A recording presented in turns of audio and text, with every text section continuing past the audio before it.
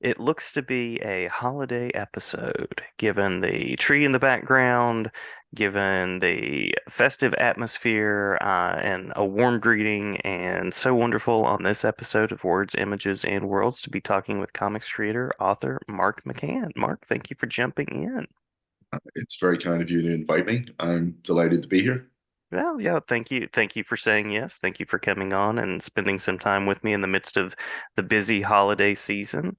I usually start out by mentioning a few titles and certainly do that, and then we can talk about any particular milestones and collaborations that have stood out to you over the course of your career so far.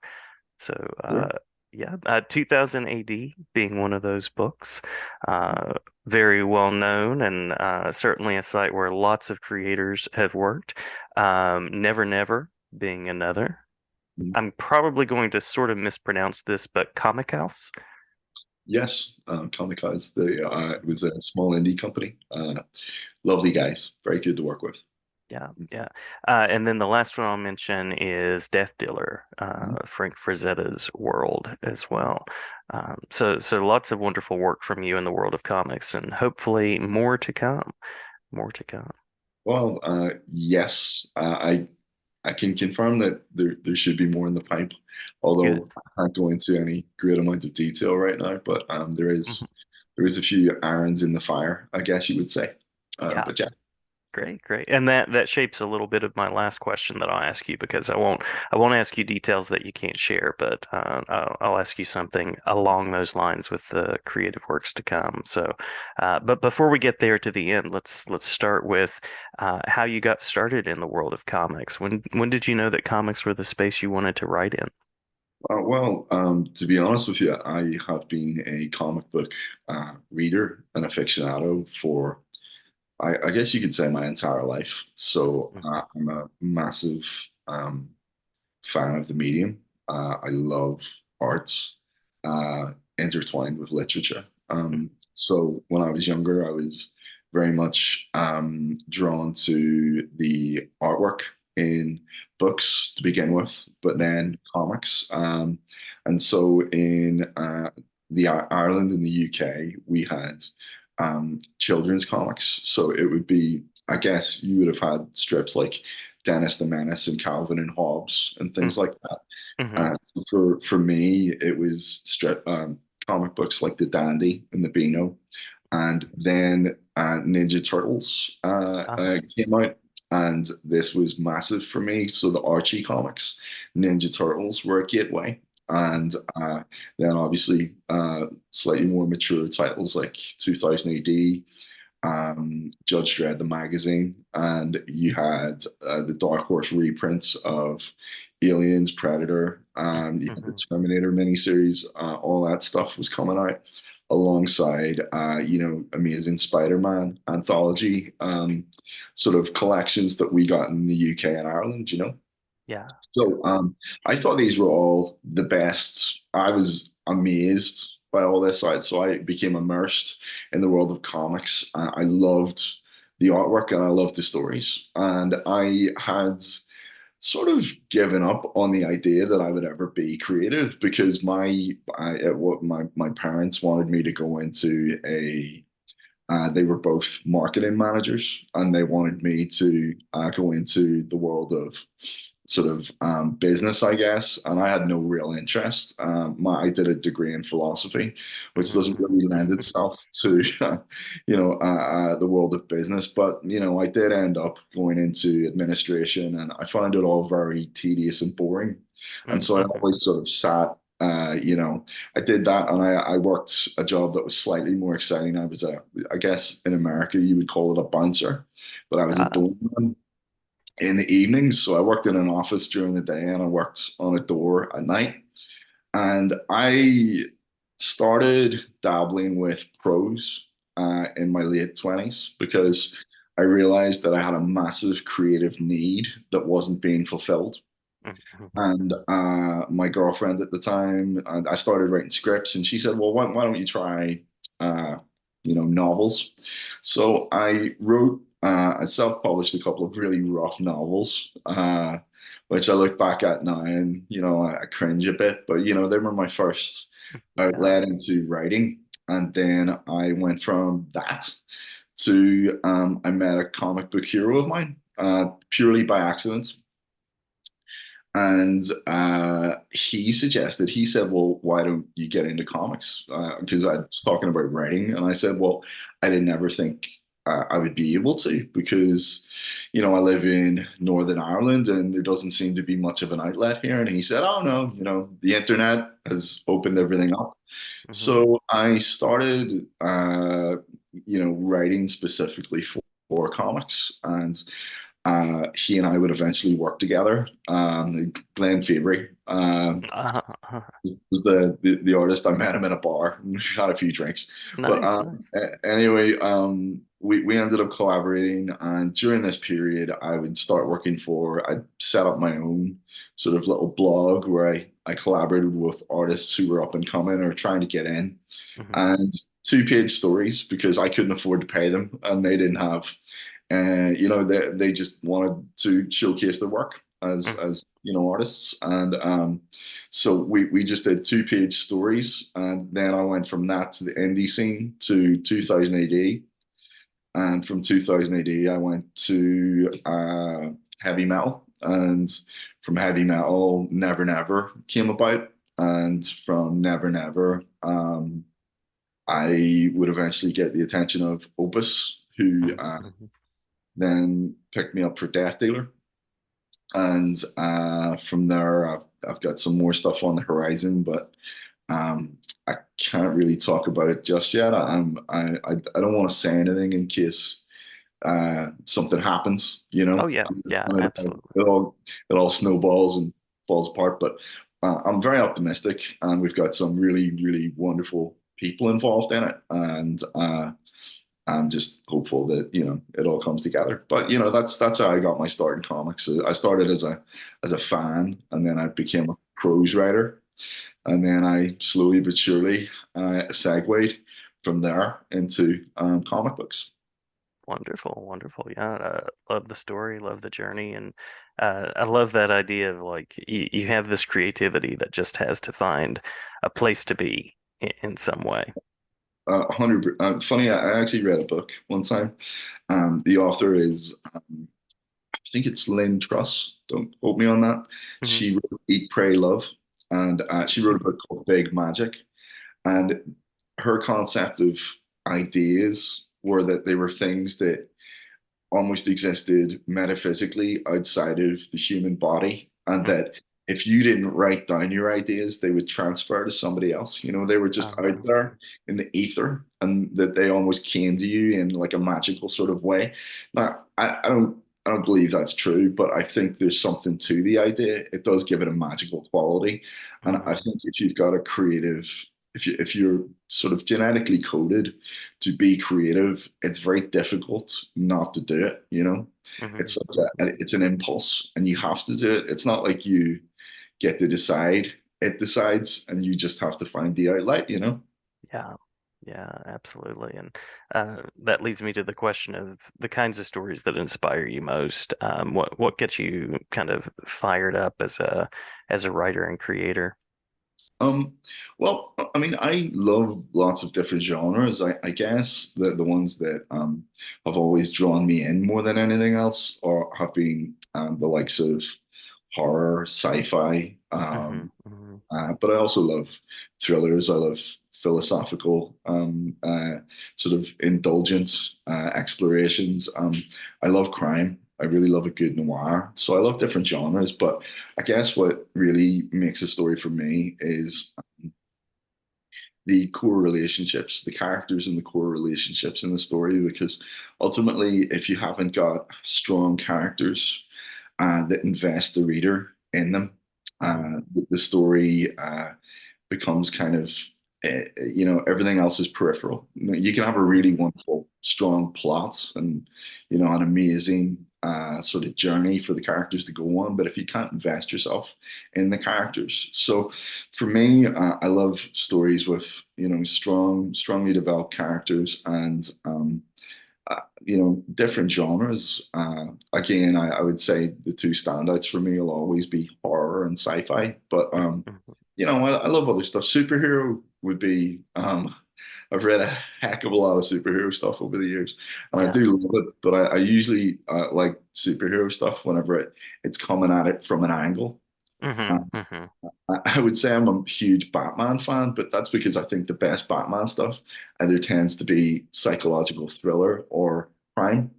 And Hmm. and so I really love that stuff. And I think my favorite comic book run of all time would be Peter David on The Incredible Hulk. Oh yeah, Uh, yeah.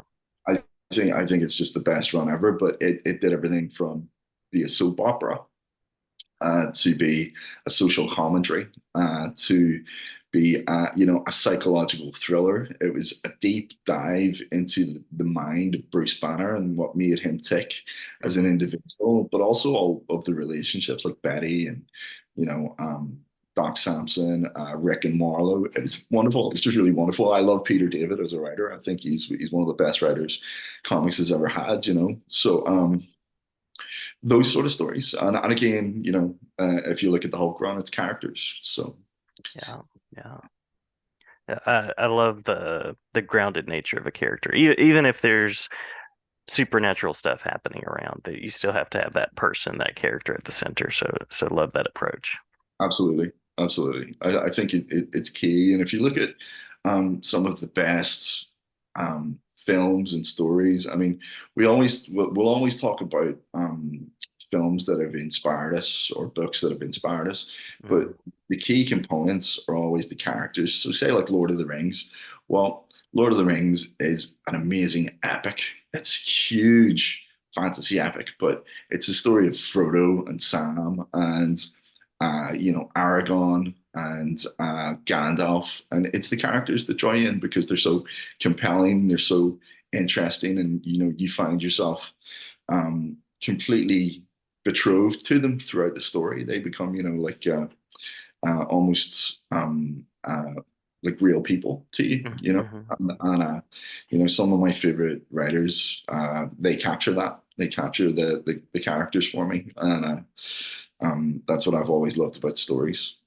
Yeah, yeah. Well, speaking of favorites and writers and creators, I'm curious about the collaborations that you've been involved in that have been the most positive. And I know sometimes as a writer, you sort of put something out in the world and then you get it back from an artist and a creative team, and it's like amazing. And love the Transformers mug, by the way. Well, thank Also you. enjoy that. Yeah.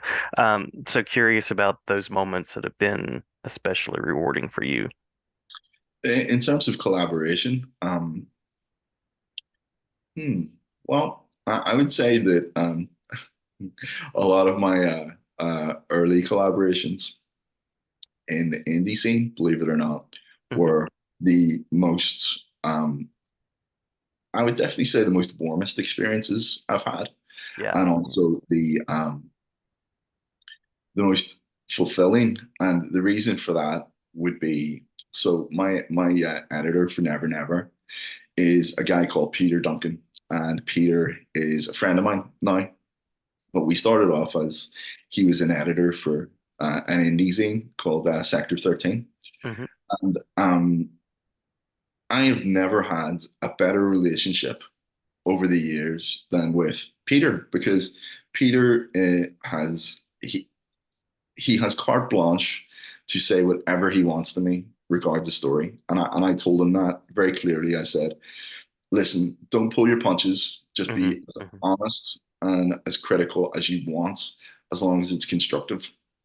And the thing about the indie scene is that nobody has anything to lose by being completely honest with you, right?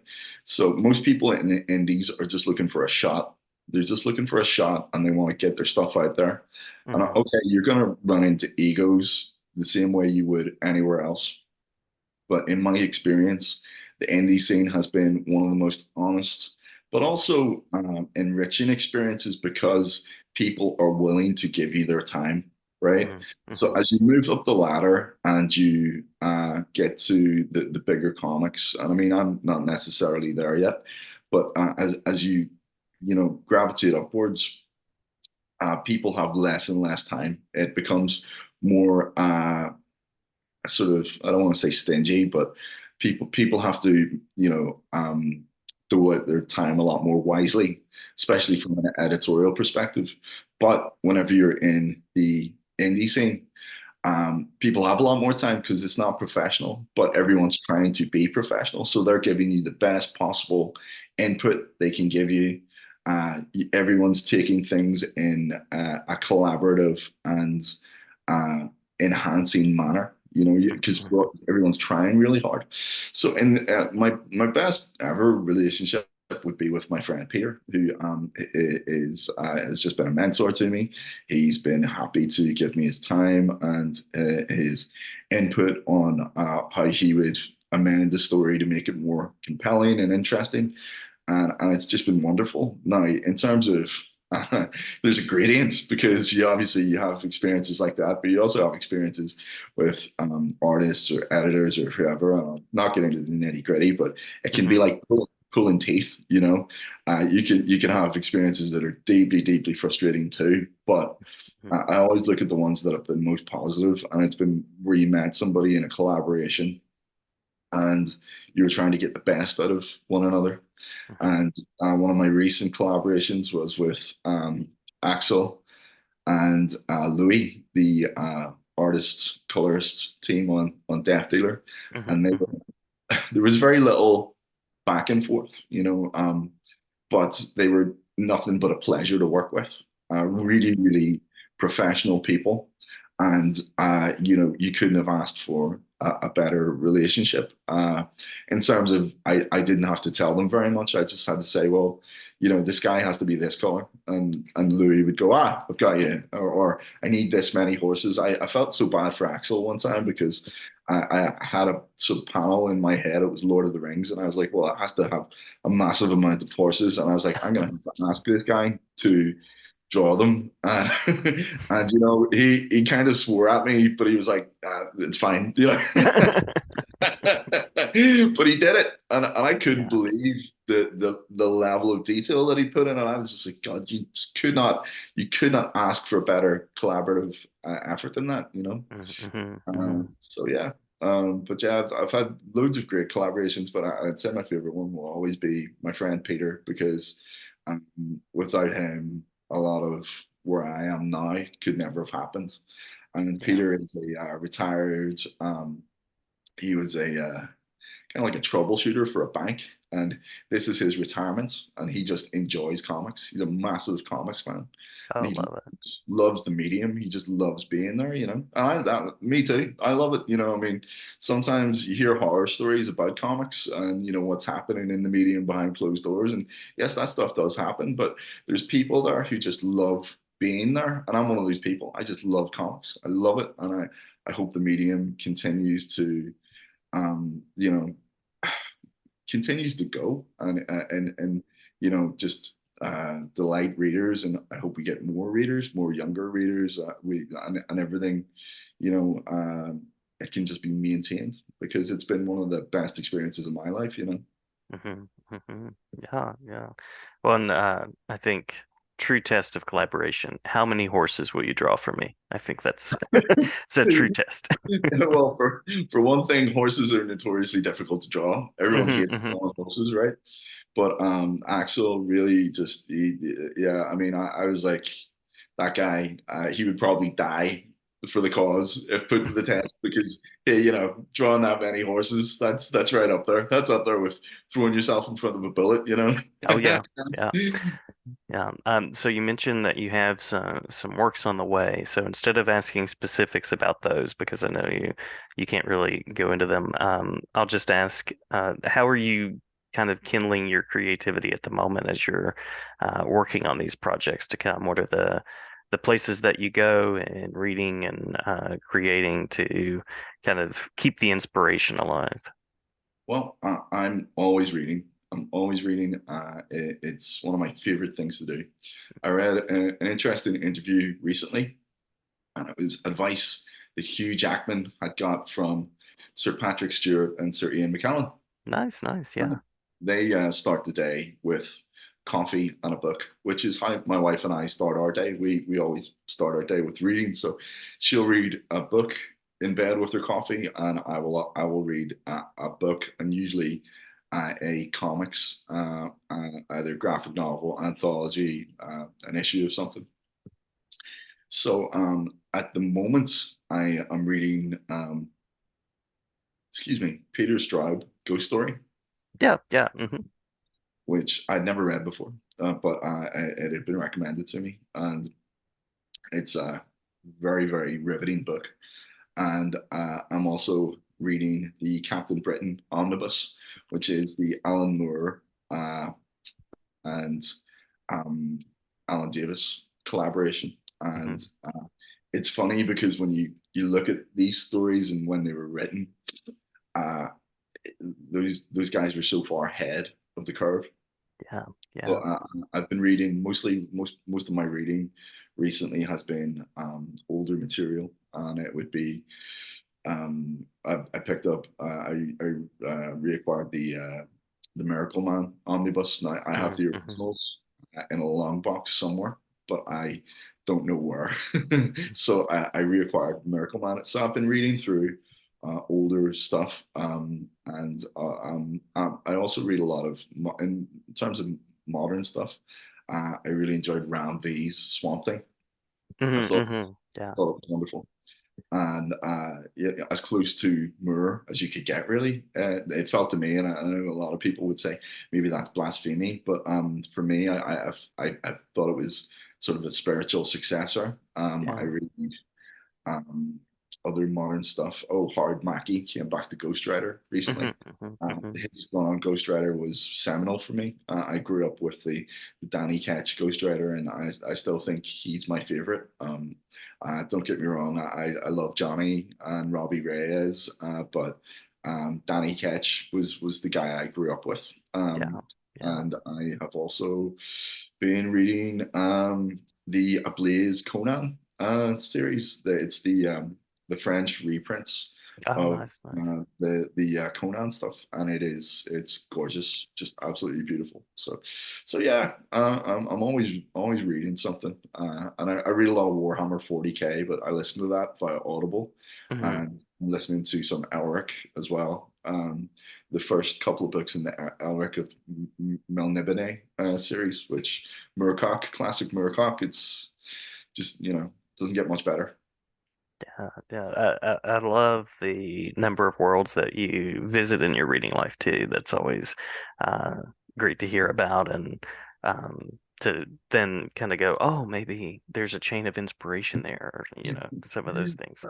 Well, funny for inspiration, sometimes I read the news, and my background's in philosophy, and sometimes I read the news and I try to apply weird philosophy to it. I'm like, Uh, well, uh, philosophically speaking, or if you applied this moral quandary or this logical problem to this particular piece of news, how would it figure out? mhm. And that's what interests me, weird problems. How do people solve things that are difficult? It's like whenever you have a situation, like I guess maybe you boil it down to Alien, right? Dan Mm, O'Bannon, you've got a creature on a spacecraft, and how do you hunt this thing down and kill it before it gets you? That's it. It's at its most basic cat mhm, and mouse mhm. scenario. But I like to take that and do weird things with it. Work, take it into a different place, and just sometimes it works and sometimes it doesn't. But and my editor will always let me know. They'll be like, "No, that's not going to happen." But I like to do strange things like that, just to sort of try and throw a different slant on it because everything has been done before, and I'm always trying to think of new and interesting ways to tell old stories. Yeah, yeah. Well, and I think you accomplished that for what it's worth from here. And curious about the places where people can go to kind of follow the creative path and to see the work that's on the horizon. Well, sure. You can get me on Facebook, just Mark McCann on Facebook. I don't use Twitter. I drop on occasionally to lurk whenever Hmm. somebody talks about something just to see because people are always they'll always talk about some Twitter scandal has happened, and Yeah. I always like to see it for myself to see what was actually said before I pass any sort of judgment, you know. So I'm on Facebook and I'm also on Instagram, which I would just I more or less use it to deposit news about if I'm working on anything or Hmm. I am a very amateur artist. I hadn't done art in over 20 years, but over lockdown I came back to art, and so I've been painting watercolors and some gouache and some acrylics. So I've been very slowly reteaching myself the process of art, usually via YouTube videos. So I mean, if you like, amateurish but highly enthusiastic art, you also follow me on Instagram. But I yeah I keep things up to date. I let people know if there's any upcoming projects on there too. So just Instagram or Facebook, very basic. But I'm a a Luddite kind of a guy when it comes to technology. Yeah, yeah. Well, and these days with so many threads out there, you do have to be, and threads is actually one of them. You do have to be kind of picky and thoughtful about the spaces that you engage with because it can be time consuming. It can, and I made a very sort of tactical decision not to go onto Twitter because from what I can see, it's just continual flame wars on one Hmm. thing or another. It seems to be like just an ongoing controversy, and I don't really want that from my social media experience. I just want to. I guess my favorite platform would be Instagram because I just Hmm. look at nice art usually Yeah, and same. miniatures. I like to see like 40K miniatures. So I'm Hmm. quite boring. I like to look at that sort of stuff. I don't like to go on and see like I'll read about the gossip or whatever is happening in comics. Usually I'll listen to podcasts or whatever and you get like a flavor for it or what's coming out, things like that. But I don't want to really engage in that at all Hmm. on Hmm. the social platforms because it's a lot of energy to be putting into something, and I'd rather put my energy into something useful and creative. You know what I mean? Yeah, yeah, yeah. Very, very true. Very true, and well said. Um, well, Mark, thank you for the time. Thank you for talking with me, and glad to have you back anytime to talk about projects that are coming. Thank you so much. It's been a real pleasure, and thank you for having me on. And like I say, if next year everything goes according to plan, which I hope it does, Mhm. then I would be delighted to come back and chat about it. Sounds great. Sounds great. It is a plan. Okay. All Well, right. listen, have a wonderful Christmas. You too. Thanks so much. Not a problem at all.